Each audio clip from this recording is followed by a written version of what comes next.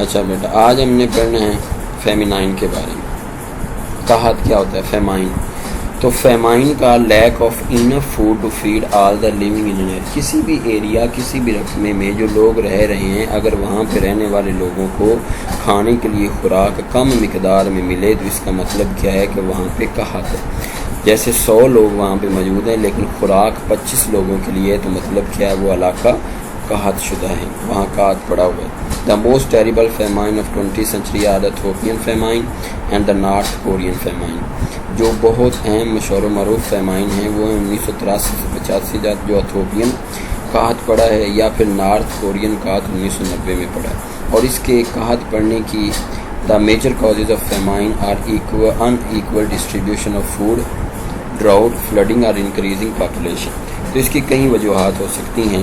پہلے یہ کہ خوراک کی تقسیم صحیح طرح نہ ہو تب ہو جاتا ہے، خشک سالی ہو جائے تب ہو جاتا ہے، سیلاب آ جائیں تب ہو جاتا ہے، یا پھر آبادی کا بہت زیادہ بڑھنے کی وجہ سے بھی ایسا ممکن ہے۔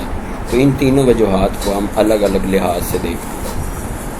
پہلا ہے unequal distribution of food. The achievement in science has enabled, science کی ٹیکنالوجی نے، سائنس کی اچیومنٹ نے انسان کو، ہیومن بینگز کو بہتر خوراک جو کوالٹی اور کوانٹٹی یعنی مقدار اور معیار دونوں کے لحاظ سے بہت زیادہ پروڈیوس کی جا سکتی ہے۔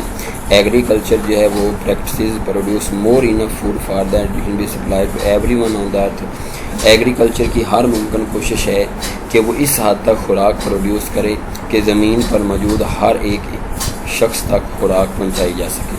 لیکن but due to political and administrative problems, لیکن کچھ گورنمنٹ کی اور سیاست کی وجوہات کی بنیاد پہ food is not equally distributed to different region of the world, خوراک کو برابر مقدار میں دنیا کے مختلف علاقوں میں تقسیم نہیں کیا جاتا۔ The result is that there is always surplus food in countries like America, you کے اینڈ کینیڈا ایٹسٹرا۔ تو امریکہ، یو کے اور کینیڈا جیسے لوگوں میں سرپلس ہوتی ہے، یعنی ضرورت سے زیادہ خوراک موجود ہے۔